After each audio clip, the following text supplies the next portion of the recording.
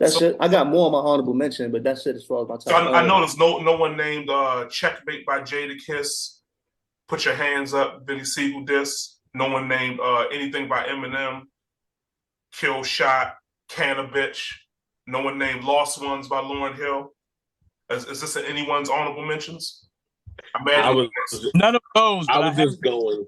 mentioned. I was just going for like the biggest ones. Right. Not. Feel I'm me? just wondering how y'all felt about some of the because there was some pretty good other disses too. I don't know. It's no, it's a lot.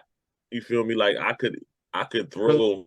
I don't have Uh, any of those, but I have some mentions that no one mentions. I'm just going by the cultural impact that they had yeah, in light of all the other metrics that you can name. These were the ones that just blew me away. Like it just made the world stop. The other ones were good, yeah. good songs. We probably got to do a second show because there's not enough time to really debate this. Slangston, I'll let you go Yeah. in about 7 minutes. I want to go back and forth with some of you guys. If y'all want to come back, let's do one more, Man, 30 minutes. I'm down. I'm Okay. down. shout, I'm down with it. shout out to Against All Odds. That's a really good one that I hadn't even Thanks. thought that they like. He kind of like finished everybody off on his list on that one. But so okay, I have four honorable mentions, real quick. One, LL Cool J, The Ripper Strikes Back. Because I think he optimized in that moment, in the heat of that battle. He used so much showmanship that like you didn't even realize that like okay, he wasn't lyrically destroying him, but the showmanship was an all-time James Todd Smith. He answered him, and yeah. Yeah, people were going crazy. People were going crazy. Like, wow, this is amazing. Same battle, same war. I would say different battle. Years later, another honorable mention is Cannabis Rip the Jacker.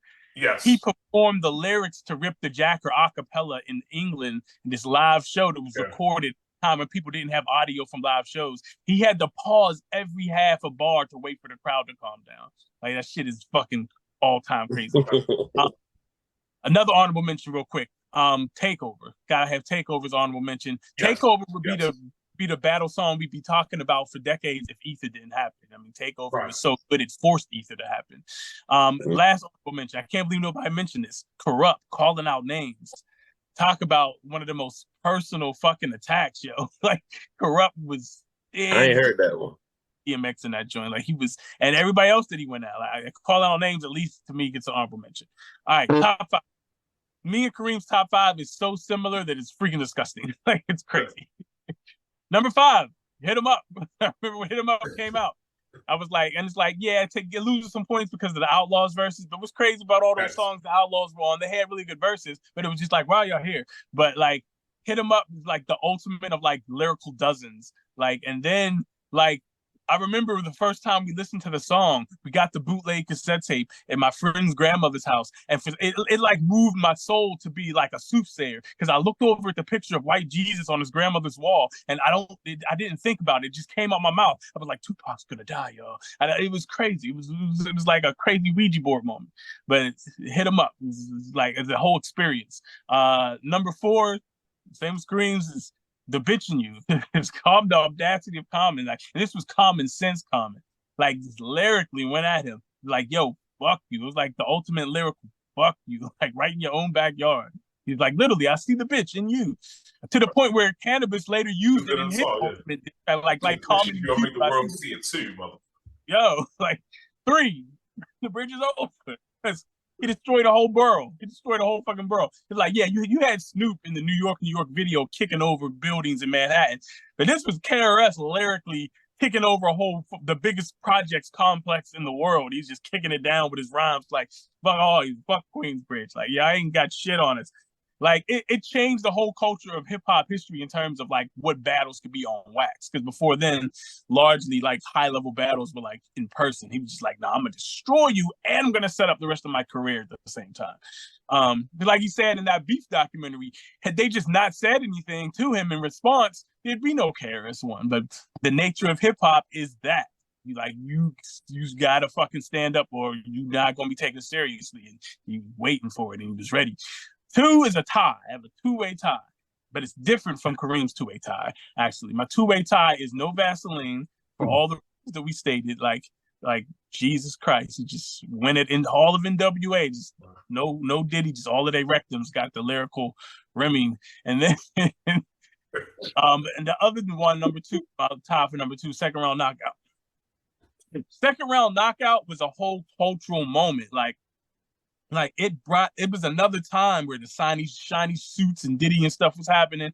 And like for a moment, it brought lyricism back to the forefront in a way that it hadn't been in a while. So like, I remember Chuck D and some other people were on a show on MTV and they went around, was like, what's hot in hip hop right now? And everybody said, yo, that Cannabis record, that LL record, and it for a lot of ways, it helped LL's career extend.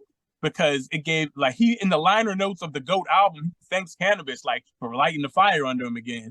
And like that battle, what that battle did for it actually propelled the history of lyricism being preserved in the culture in a way that people don't realize. Because that battle prompted MTV to start doing battles on daily shows every afternoon. And then that prompted BET to respond by doing Freestyle Fridays. Freestyle Fridays on 106 and Park became this cultural phenomenon that then led to some of those first Smack cassette tapes, those VHSs, led to the Smack phenomenon, which led to the battle rap phenomenon that we see today. So all of that actually gets its ethos and its DNA starts with the LL Cannabis battle. It's directly responsible for the battle phenomenon that happened directly as a domino effect to the to the battle phenomenon in hip hop that we see today, that has been where lyricism has gone to have its Zion. And number one, Ether. Like, for me, Ether's number one because I personally experienced the impact of it. Like, we didn't see it coming. There was another set of verses that had leaked on the internet that everyone thought was going to be the Nas response. And then Ether just came out of nowhere, and it was nothing like what it leaked on. It was none of what it leaked on the internet. And then that was when the X was playing on the radio in Baltimore, and they were much more hip hop heavy than 92Q, and they played that joint like 7 times straight. And me and my cousin taped the first time they played it, and we listened to that tape like 20 times that day. And we could not fucking believe what had just happened. Because a lot of people are counting Nas out. We had not. We were big Nas enthusiasts. We like, yo, Nas is going to get him. Nas is going to get him. But we ain't know he was going to get him like that. Ether, like Skill said, like, it has become synonymous as a term in hip hop for like when someone gets lyrically fucked up. When at the time, most people didn't even know it was a word. Like, who knew what ether was? It's a chemical they use to embalm dead bodies. Like, what the fuck? And he went on rap. Make his soul burn slow. Big Tigger asked him, like, well, what is ether? And it's like, yo, it's science. Like, you ain't coming with science, don't come at all. That's all I got to say about it. Like, he ended it. He ended the most high profile lyrical war that we had seen up to that point in mainstream rap. So to me, Ether gets number one for what it did. Like, Jay-Z still propelled himself into being in the GOAT conversation, but Ether will always be just trace amounts of it left in his soul. And that's some crazy. So I have to stand here today as what I was when I was born, a black man. Your racism bounces off me, I'm bulletproof. Your prejudice gets deflected, I'm bulletproof. Your hatred can't penetrate me, I'm bulletproof. Our minds can't be shackled no more, nah, we know the truth. Yeah, from the spot that Malcolm stood, looking out through the window, I'm